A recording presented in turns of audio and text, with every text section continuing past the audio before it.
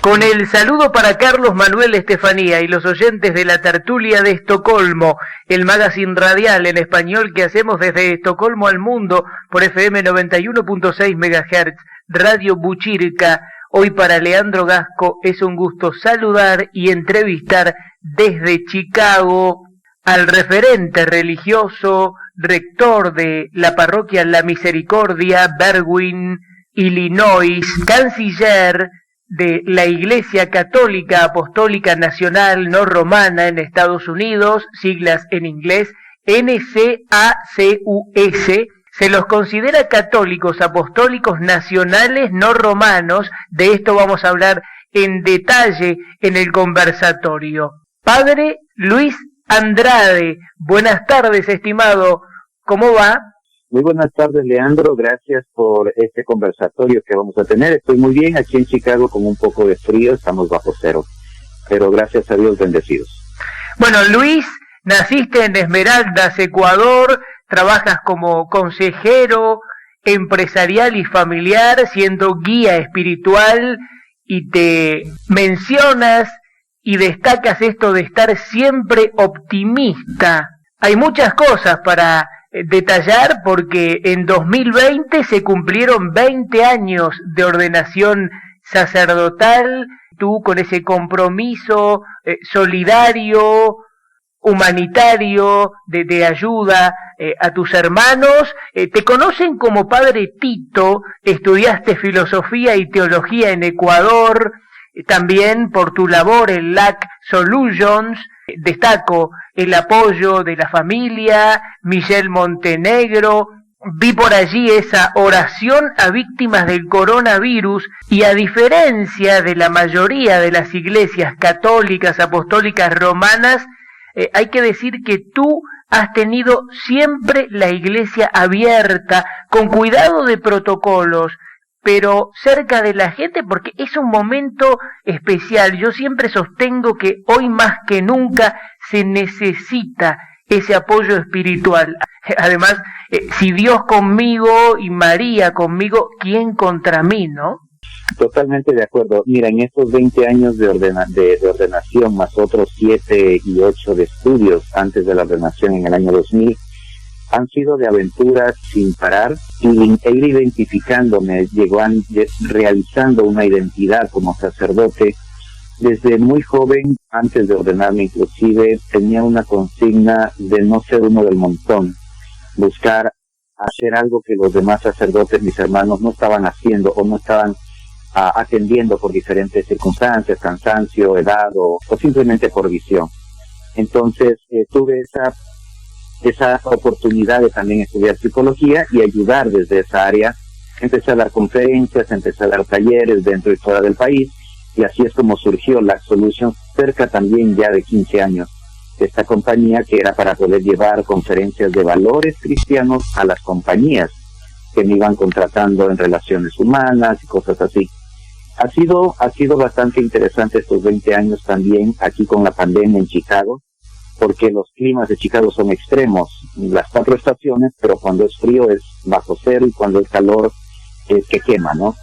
Tuvimos una visión durante este tiempo de la pandemia de no cerrar el templo, e inclusive las familias que por temor no podían llegar hasta la iglesia, le llevaba a la Virgen a su casa y yo les daba la misa cada sábado en una familia diferente, y así visité a todas las familias de la parroquia.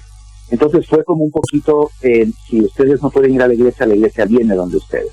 Y lo hicimos y fue muy satisfactorio, apoyamos, descubrimos necesidades que la gente a veces no lo dice hasta que uno está ahí respirando la misma necesidad dentro de su hogar. Entonces sí, fue una experiencia bastante fuerte. Ahora seguimos con la iglesia abierta, igual con las limitaciones o con las restricciones propias de ley, pero no hemos cerrado y nos mantenemos al pie del cañón para afrontar cualquier necesidad que tenga la comunidad. Bueno, eso es muy meritorio. Leí un mensaje del reverendo Michel Joseph Pugin que recordaba a Monseñor Carlos Duarte Costa, exobispo de Botucatu, Brasil. Recordemos su caso puntual. Carlos Duarte Costa fundó la denominada Iglesia Apostólica Brasileña, fue separado de la Iglesia Católica Apostólica Romana, vuestra comunidad religiosa actual destaca en un mensaje que Dios nos ama a todos y que son una comunidad cristiana acogedora que procura compartir el amor de Dios en la construcción de su reino. Veamos, no creen en la infalibilidad del Papa y han sido atacados como disidentes en días en los que, hay que decirlo también, la Iglesia Católica Apostólica Romana parecería, yo sostengo, penetrada por el comunismo, por el nuevo orden mundial, salvo algunos sectores conservadores, ¿no? Pero además hay sede vacantistas, una realidad particular, ¿no? Porque también cierta iglesia denominada progresista buscaría una religión única, también un alto relativismo moral, social y confusión en el pueblo de Dios, ¿no? Por eso yo quiero saber un poco las características de vuestra iglesia, de las diferencias también con la Iglesia Católica Apostólica Romana, no sé, doctrina, liturgia, rito, cuestiones de vestimenta, y además si tienen un diálogo justamente con la mencionada Iglesia Católica Apostólica Romana, porque hay muchas cuestiones para detallar que lo vamos a ir haciendo en detalle en este conversatorio. Muy bien, mira, te cuento, Michel Fugain es un monje benedictino, para un poquito dar un detalle, es un monje de claustro. Él ha tenido la experiencia desde los 16 años de vivir en un claustro, luego él salió del claustro porque fue llamado a ser nombrado obispo en Canadá y luego acá en Estados Unidos. En esta línea de Monseñor Carlos Duarte, que era obispo católico romano y denuncia una serie de irregularidades en la época después de la Segunda Guerra Mundial, en donde el gobierno de Brasil, junto con la Conferencia Episcopal Católico Romana en Brasil, dieron asilo y documentación legal a una serie de perseguidos del grupo sobreviviente judío, de estos militares nazis que habían matado muchísima gente. Entonces este obispo Carlos Duarte denunció esto y fue mal visto por aquellos que apoyaban o tenían este convenio de dependencia con el gobierno en esa época. Esta y otras denuncias que hizo le ganaron la excomunión o la salida de la Iglesia Católica Romana, y él organiza esta iglesia con el tinte de iglesias nacionales, que cada país pueda tener su propio obispo primado. El obispo primado es como el Papa para cada iglesia local de cada país. Entonces, la idea es que cada país pueda velar por el futuro de su iglesia, adaptar un poco la situación local, entender la situación política, social, y que no sea dictado desde un país extranjero lo que se debe hacer y cómo debe responder un clero dentro de un país. Así es como Michel Fugain fue nombrado como obispo de Estados Unidos y Canadá. Luego, pues a partir de otros años más adelante, la Iglesia de Canadá ya se independiza y queda Estados Unidos con mi obispo.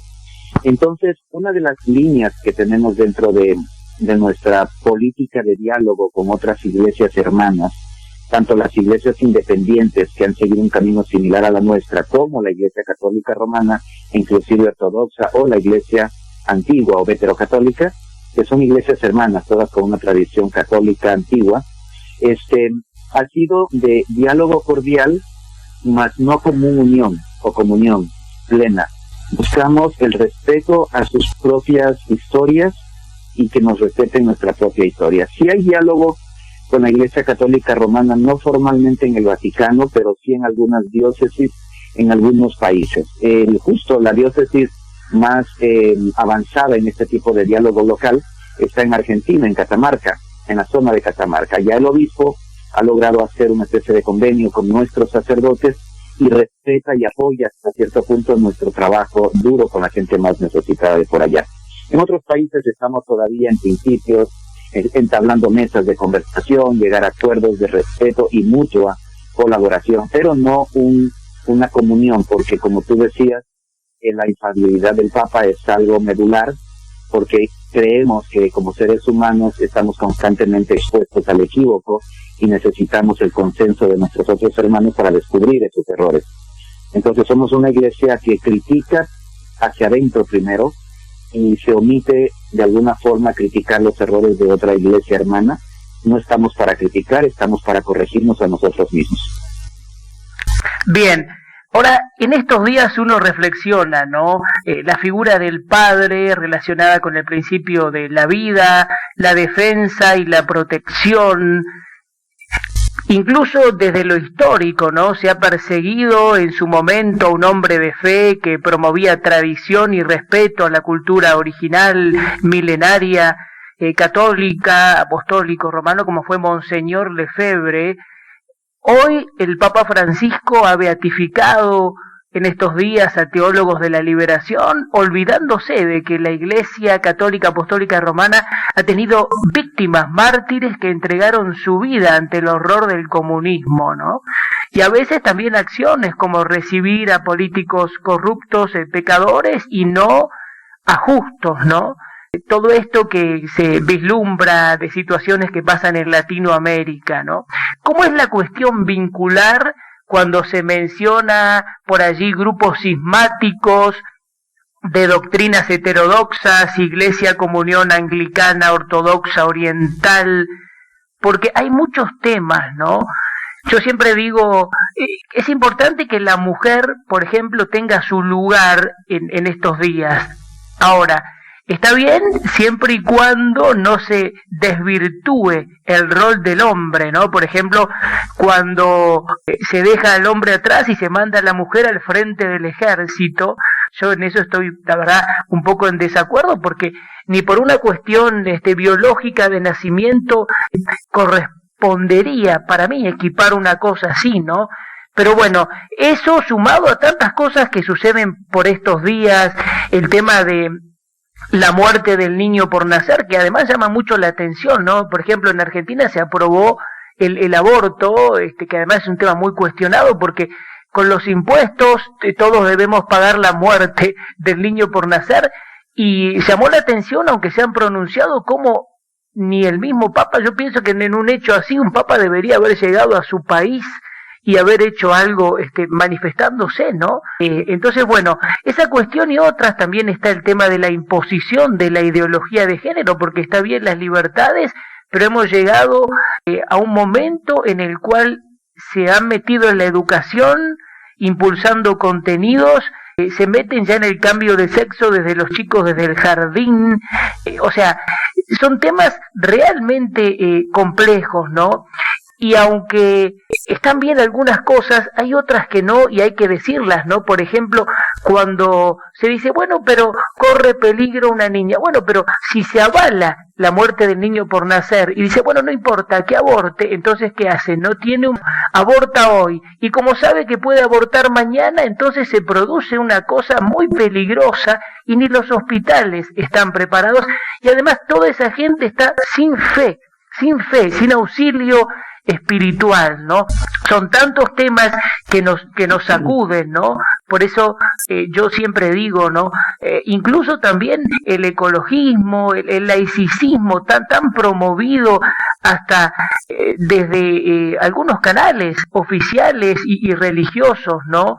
También la acción de las sectas, ¿no? Que en algunos casos no están registradas desde los cultos, cierto pentecostalismo que ha lavado dinero y que se han comprado todos los teatros en Latinoamérica, ¿no? Y esto llevó también a una pérdida de poder de fieles en la misma Iglesia Católica Apostólica Romana, ¿no? Es un escenario muy difícil, pero interesante para hacer un análisis, ¿no? Por ahí se decía, bueno, ustedes, por ejemplo, acogen a los hijos de padres separados en darle un bautismo, una comunión, quiero decir, darles una comunión, o recibirlos, que me parece importante para los tiempos en que estamos viviendo, y también por supuesto señalar esto de que es importante que los jóvenes también se encaucen desde un matrimonio, ¿no? Y que no haya tantos matrimonios disfuncionales por chicas que a lo mejor se unen a un muchacho, después sin casarse al otro día se unen a otro, tienen un hijo con uno, un hijo con otro, los hijos sufren, digo, hay toda una realidad, ¿no? A ver, padre. Sí, bueno, has tocado cerca de 14 temas, vamos a... Más o menos. Más o menos, hacer una lectura un poquito de nuestra posición como iglesia. Tenemos nuestra patrona que es María, Madre de la Esperanza. Entonces lo que intentamos es mostrarle a las personas que dentro de toda la basura y dentro de toda la oscuridad del mundo en el que estamos viviendo, pandemias, fraudes, corrupción, etcétera, nosotros queremos ser la esperanza, queremos traer la esperanza. Entonces, cuando por ejemplo hablamos sobre el tema del aborto, yo creo que en el tema del aborto es importantísimo poner el punto sobre la idea. ¿De qué se está hablando? No se está hablando, no es un tema de que los abortistas o la gente que está a favor del aborto quiera matar personas. Y no se está hablando de que aquellos que dicen que no al aborto estén defendiendo la vida. Yo creo que los dos grupos defienden la vida. El problema o el punto discordante es cuándo empieza la vida, según un grupo y según el otro grupo. Entonces ahí ya viene la parte médica, la parte antropológica, entender que el ser humano es humano desde que tiene conciencia, desde que tiene libertad y desde que tiene desarrollada la capacidad de... Desde la concepción. Entonces, claro, entonces ahí viene el punto. Entonces desde la concepción, desde que está enterada la mamá que está embarazada, ¿qué pasa si no sabe todavía? Ya hay vida antes de que ella lo sepa, hay una conciencia o no conciencia. La discusión está ahí, no en que defendemos la vida o no la defendemos.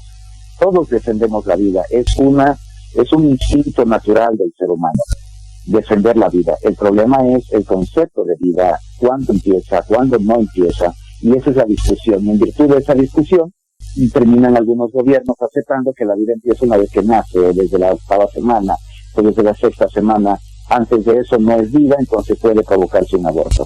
Ninguna constitución en el planeta podría aceptar matar vida. Lo primero que hacen es cambiar el concepto desde cuándo empieza la vida. Entonces ahí empieza la discusión por ese lado y no por el hecho de matar o no matar. Claro, distorsión y cierta confusión. Lo que pasa es que también hay soluciones que tampoco se plantean en el escenario, ¿no? Como la adopción luego de eso, y también la concientización y la educación para no llegar a eso, ¿no?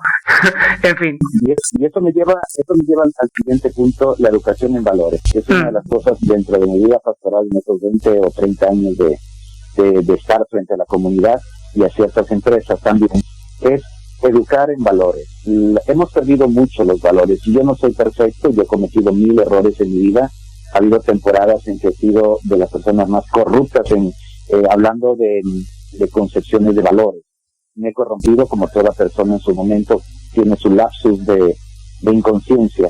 Pero yo creo que dentro de ese mundo, sabiéndonos no perfectos, es importante siempre buscar reencontrarnos con los valores como humanidad. Entonces, por ejemplo, el valor del respeto a la mujer, el respeto al planeta, el respeto a quien piensa diferente a como yo pienso, como algunas sectas religiosas o algunos partidos políticos extremistas o como sea. Pero dentro de todo esto, como hablaba antes del aborto, con el tema del aborto, el respeto a la vida debe ser uno de los puntos y los valores fundamentales para poder tener una relación con cualquier otro tema. No me puedo lanzar a tener una reflexión con respecto a la figura o al papel de la mujer en las Fuerzas Armadas, en el gobierno, en la iglesia, si no tengo muy claro qué es la vida para mí, en qué consiste el respeto a la vida y el valor de la vida.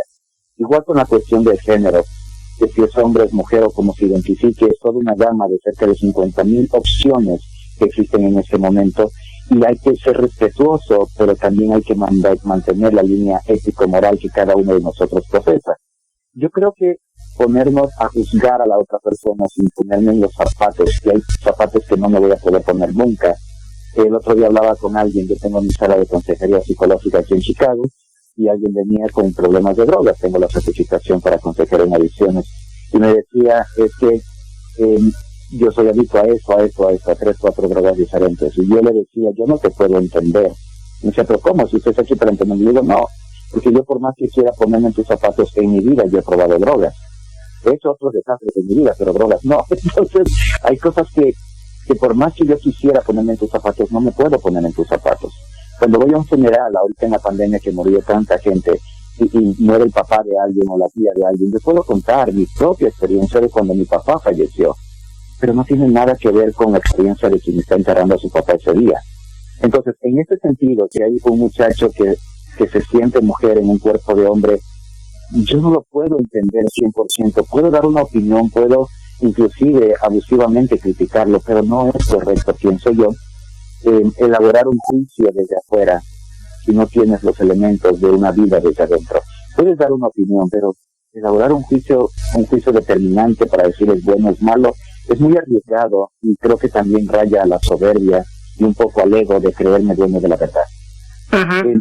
Claro, está bien. A ver, y ahí también tocamos el tema de las libertades. Está bien el respeto a cualquier libertad individual, y está bien también que la Iglesia contenga, ¿no? Porque además conteniendo, educando, impulsando principios cristianos, seguramente contribuye a ayudar al ser humano, ¿no? Lo que pasa es que en muchos casos también, cuando se habla de ideología de género, hay una imposición educativa oficial que va más allá, ¿no? Sí, y yo te puedo entender la ideología de género, la ideología socialista, la ideología comunista, la ideología capitalista. Toda ideología tiene la misma metodología: convencer, educar, adoctrinar. Uh-huh. Sí, estamos hablando con el referente religioso, consejero espiritual Luis Andrade, y justamente reflexionaba sobre el adoctrinamiento, que yo decía, lo de la ideología de género, ¿no? Y que es importante la inclusión, la apertura, y que se reciba a todos los fieles, y que también se valoricen los principios cristianos, ¿no? Y bueno, ahí mencionaba lo de la ideología de género, y también por allí el horror que ha acontecido en muchos países con el comunismo o con el socialismo. Sí. Sí, te decía que dentro de toda ideología, parte de la estrategia o metodología para convencer y tomar control de una sociedad es adoctrinar, es envolver, manipular, crear todo un sistema de educación de esa ideología desde muy pequeños. Siempre van a atentar contra los más pequeños. Pasó en algunos países con el socialismo del siglo XXI, que empezaron obligatoriamente a los niños a tomar clases de la figura del Salvador mesiánico, que era el político X del socialismo del siglo XXI, y crearon todo un odio a los ricos, un odio a la gente que tuviera algo de dinero, sin mirar si le damos justamente o no. Todos eran corruptos, ser rico es ser corrupto, y ser pobre es bueno. Entonces también desarrolla esta mentalidad. Lo mismo pasa con el comunismo dentro de algunas experiencias en algunos países de Asia o de otros lados. Y lo mismo pasa con el capitalismo, igual, en los libros, en las escuelas, empiezan a adoctrinar que tener dinero es lo que realmente te hace importante, tener dinero es lo que te hace tener un lugar dentro de la sociedad. Las ideologías de alguna forma tienden a manipular o a doblegar la libertad de la persona, haciendo que hagan la voluntad de ellos. Cualquier ideología, dime sobre ideología de género, lo que sea. Yo creo, en mi concepción, después de estos humildes 48 años de vida en este planeta, nosotros debemos aprender a desarrollar no una ideología, sino un estilo de vida. Cuando desarrollemos un estilo de vida en balance, en equilibrio, mirando los elementos éticos, personales, culturales, etcétera, buscar el equilibrio, buscar el balance es de las cosas más complicadas, pero de las más realizadoras como ser humano. Sí, el equilibrio es lo más difícil, y en ese estilo de vida, ¿qué tenemos que tener como ejes, digamos? Los principios cristianos, a Dios, a María.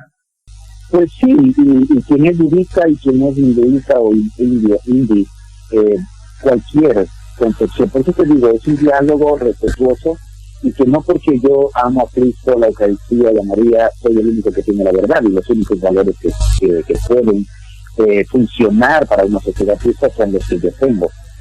Debo respetar y entender que tenemos una variedad inmensa y maravillosa de estilos de vida, de testimonio y de coherencia en el mundo, que podríamos aprender, y no tiene que ser de mi iglesia, de mi religión o de mi concepción ideológica, entre comillas, sino es un estilo de vida.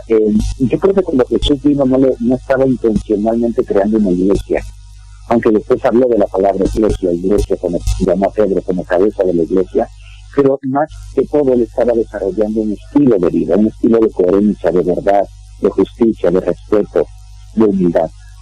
Y nosotros fallamos en muchos de estos principios éticos, de estos principios en valores. Entonces las sociedades se van torciendo, la familia se va torciendo. Uh-huh. Bueno, ustedes creen en la Virgen María, por ahí vi una imagen de María guadalupana. Decir también en el tema del celibato que, bueno, permiten el casamiento, ¿no?, del sacerdote con su esposa. Y me interesaría también en este conversatorio, ¿qué opinión tienen del tema de la masonería también, que en muchos casos se aleja de lo doctrinal de la iglesia o de las iglesias? O sea, tiene que ver con cierto esoterismo, ¿no? Lo mismo que cuando se habla de un ambientalismo falso, de cierto indigenismo, ¿no? Cuestiones que a veces se acercan más a actos de violencia y de separación de lo cristiano, ¿no? Mira, dentro de cualquier grupo, yo siempre he dicho, la primera generación a veces lo hace correcto y luego ya las siguientes generaciones se tuercen. Mientras en mi trabajo de consultor empresarial, trabajo con empresas familiares, y casi siempre con quien tengo que hablar es con el fundador de la empresa, 30 años de fundar la empresa, y tiene preocupación porque sus hijos o nietos tienen ya unas ideas locas y están torciendo la empresa.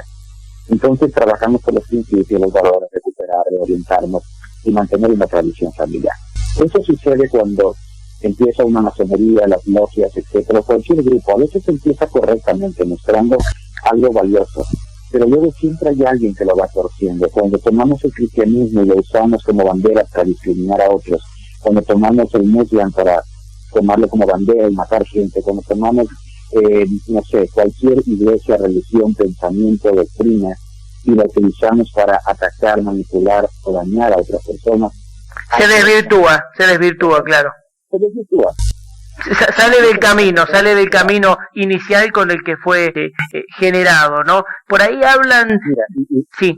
Y me voy a meter en algo de política. No me gusta mucho hablar de política, pero creo que muchos políticos buenos hemos tenido dentro de mi país, por ejemplo, Ecuador.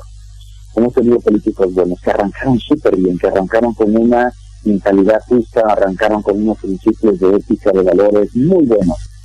Pero luego algo pasó en 2-3 años, empezaron los poderes más grandes a tomar control. No tengo idea qué sucede dentro de ciertos hombres y mujeres que son grandes líderes y luego empiezan a torcerse. Yo pienso, bueno, pues tengo mi teoría. Mi teoría es que cuando empiezas a tener cierto grado de poder, de popularidad o de fama, te puedes torcer, te puedes volver arrogante, te puedes volver, tu ego se te sube y olvidas el para qué llegar, cómo fue que llegaste allá o para qué estás ahí. Entonces, en la política pasa muy frecuentemente. Yo he estado muy de cerca con muchos políticos buenos que me han pedido consultoría, que me han pedido que les revise sus discursos, etcétera, pero cuando yo los apoyo y después de un tiempo me doy cuenta que ya empiezan a torcerse, yo intento hablar con ellos y lo que descubro es puro ego, lo que descubro es que son los reyes del universo, ya se creen Dios, y entonces ahí es cuando el ser humano regresa al pecado original de la humanidad. Claro, se alejan completamente del pueblo, ¿no? Se creen dioses, y hay tantos ejemplos, ¿no? El caso de Chávez, de Fidel Castro, y además la distancia con el pueblo, ¿no? Porque muchos hablan de solidaridad, de hermandad, que es tan importante, pero después viven con todos los lujos y el pueblo no llega a comprarse un pollo con lo que trabaja todo el mes, ¿no? Y tú, Luis, como exiliado ecuatoriano en Chicago, bueno, tienes un conocimiento profundo de todo eso. Hablan de herencia sacramental católica, herencia reformada en escrituras, liturgia y forma de gobierno. Hablemos un poco de tu formación y también de la iglesia, que tengo entendido está en 14 países y 6 idiomas, ¿no? De los desafíos que afronta, ¿no? Sé que tú guías y ayudas a los hermanos y se viene un especial 2021 con añoranzas, imagino, también. Sí. Mira, la iglesia ha tenido un despunte espiritual muy fuerte. El obispo vive una vida de claustro, vive una vida en una casa solo en oración cada 3 horas, y desde ahí administra virtualmente la iglesia en todo el mundo, desde Florida. Entonces es admirable cómo un obispo sencillo, humilde, que no gana sueldo, que vive completamente en la pobreza más íntima, vive con lo necesario, una pensioncita que recibe como ciudadano canadiense, y con eso sobrevive cada día, cada mes. Y desde ahí, con oración y con textos, hace más de 25 años, con textos, mensajes de texto por WhatsApp, ahora que apareció el WhatsApp, antes era con correos electrónicos, ha sostenido esta iglesia en el mundo. Ahora hemos hecho una estructura para hacer crecer la iglesia con mayor fortaleza estructural. Entonces, desde que lo hizo, me nombró como canciller. He trabajado con 2 vicecancilleres, uno en Italia y en California, y hemos buscado la forma de fortalecer cada vicaría en cada país. 3 continentes, 14 países, 6 idiomas. Es una locura cuando necesitas comunicar en diferentes idiomas, mandar notas, mandar cartas pastorales, etcétera. El trabajo mío como canciller ha sido hacer esa conexión entre todas las vicarías con un obispo que, pues, en las redes sociales o en la tecnología no es que se maneja súper bien, es un hombre de 69 años, y que sin embargo 5 o 6 veces al año viaja a un país para animar a sus sacerdotes. Ahora mismo, en una semana y media, viajaremos para Ecuador a animar a 6 sacerdotes que tenemos en Ecuador, de nuestra vicaría en Ecuador. En marzo, 15 días después de regresar, viajará para Argentina, donde estará con otros 6 sacerdotes que tendremos allá para animarlos, y viaja cada 2 o 3 años a cada país para intentar animar a los sacerdotes. Es realmente algo admirable, me dijo, el estilo de vida y el testimonio que da. Hemos buscado la forma de mantener una doctrina sana, una doctrina no corrupta, católica, original o ancestral, sin tanto pero o rechazos a las personas. Por eso en nuestra iglesia aceptamos que las personas tengan segundas nupcias o segundos matrimonios eclesiásticos, ¿no? Entonces, después de analizar, estudiar, inclusive con terapia psicológica y todo, analizamos que la persona tiene una oportunidad, y hay que valorar esa oportunidad de recibir la bendición de Dios y volverse a casar. Nuestros sacerdotes son solteros y casados. Se les da la libertad de elegir si quieren vivir el sacerdocio con sus familias o solteros. Y también tenemos comunidades religiosas, 5, 6, 7 sacerdotes viviendo en una casa, viviendo su celibato y viviendo su testimonio con una espiritualidad de San Francisco, de San Benito, inclusive fundaciones de comunidades nuevas, con nuevas espiritualidades de Santa María Magdalena, la que tenemos en Catamarca, en Argentina, y otras más que están en África, en Haití, etcétera, en Italia.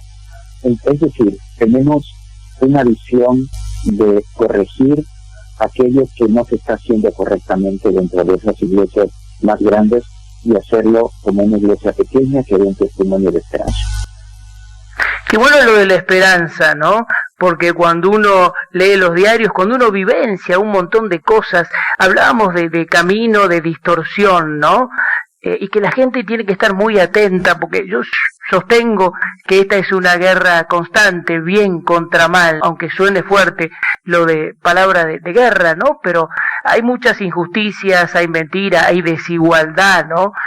Yo, por ejemplo, veía el caso de las asociaciones de derechos humanos, que en muchos casos hablan y promueven la paz, o dicen promover la paz, pero en efecto están detrás de la guerra, incluso con financiamiento, ¿no?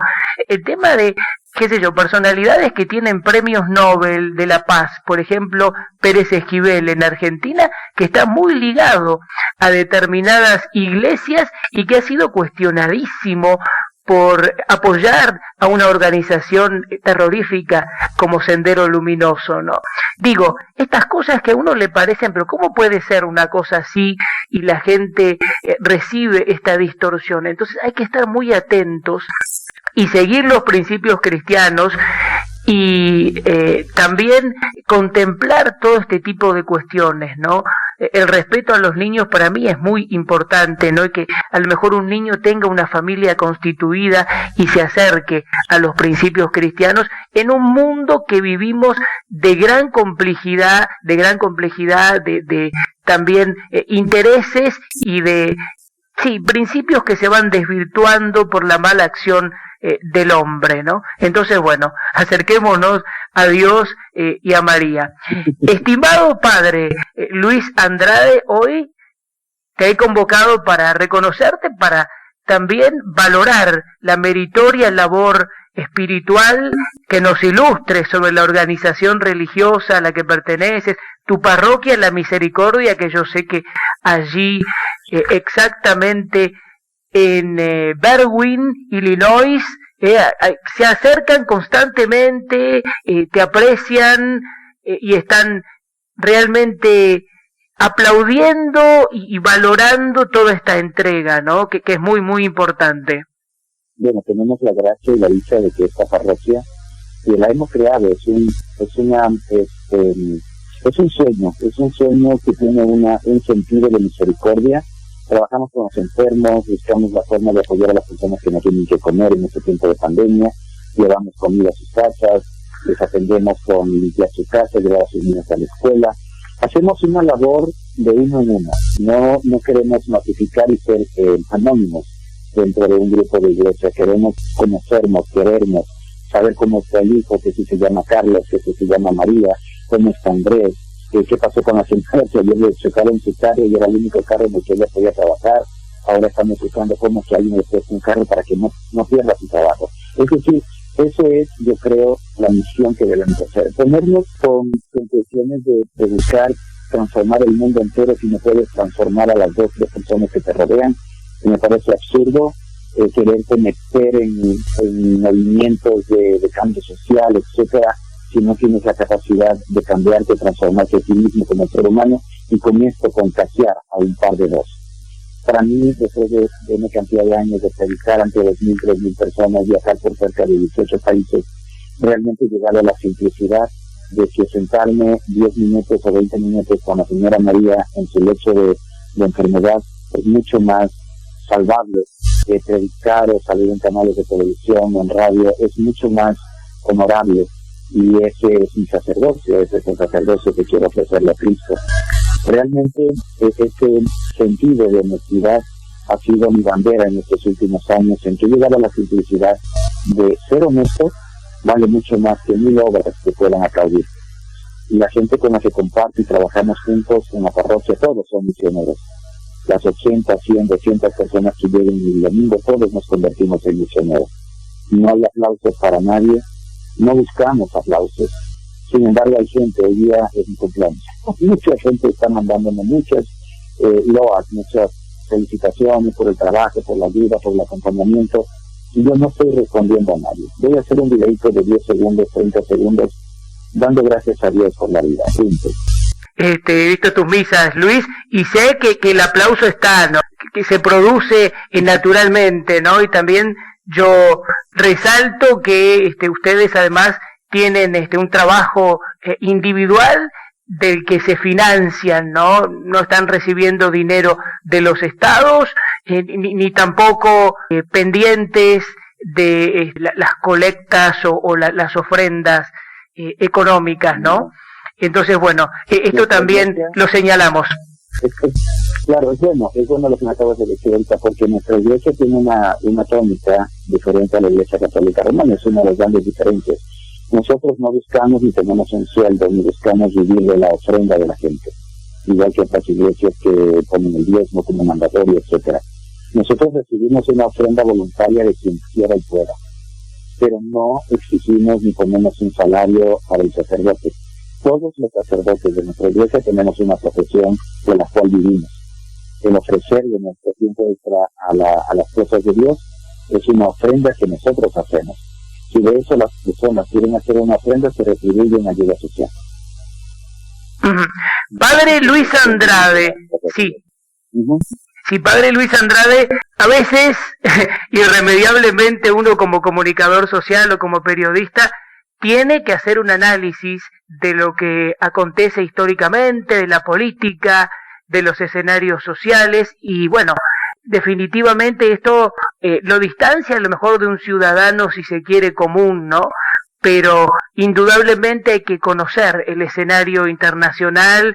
Yo, la verdad es que conociendo lo que han sufrido muchas víctimas del socialismo, del comunismo, siempre lo expreso en las entrevistas, y también sabiendo de los políticos corruptos que hay en Latinoamérica, y lo que ha sufrido tanta gente que a lo mejor no puede acceder a un hospital o un tratamiento ante una enfermedad, uno no puede dejar de identificarse con esto y alzar su voz, ya que tiene la posibilidad de tener un micrófono, ¿no? Pero bueno, la idea en este diálogo es reconocer vuestra labor espiritual, el contacto con los fieles, que yo sé que son muchos, y también la acción por el mundo a través de la iglesia, ¿no? Y he querido también en libertad, Dios primero, María primero, verdad y bien, dar un lugar especial en nuestra tertulia de Estocolmo, así que quisiera ahora, Padre Luis Andrade, un saludo, un mensaje especial para los oyentes que están escuchando en este momento, lo escuchan desde Estocolmo al mundo. Bien, me parece interesante nuestra tertulia, y yo creo que una de las cosas que podría como dejar el mensaje final es la importancia de no quedarnos con una sola opción en el mundo. Siempre habrán otras opciones para poder encontrar un lugar donde podamos ser felices. No es una iglesia, no es un partido político el único que nos puede dar satisfacciones o realización. Siempre es importante entender que tenemos un abanico de posibilidades y oportunidades para ser felices. Hagamos que ese abanico vaya respondiendo a nuestros valores, vaya respondiendo a nuestro equilibrio y balance, para que podamos formar sociedades mucho más justas, mucho más éticas dentro de nuestro mundo. Es lo que yo estoy buscando y es lo que les ofrezco a todas las personas con las que puedo tener contacto. Estoy para servirles. Hago mucha consejería virtual, hago mucho consejo virtual, hago mucho trabajo virtual en las cosas de ellos y en las cosas empresariales. Así que las fronteras hoy día se rompieron con todo este boom virtual que tenemos. Podemos conectarnos desde cualquier parte del mundo. Estoy a la orden para servirles en lo que ustedes necesitan. Sí, vamos a sumarnos a el ejemplo del Padre Luis Andrade, de ser solidarios y estar con el próximo, con el prójimo, acompañando y hermanando, que me parece fundamental para estos días. Sí, y nada más para reforzar lo que acaba de decir, solidarizarnos con el próximo, que es el próximo, el que está más próximo a ti. Exactamente, y lo que me señalabas, Luis, en el conversatorio, y que yo quería destacar como perlita para el final. Lo mejor hasta cada momento, Padre Luis Andrade, bendiciones. Que Dios te bendiga, gracias.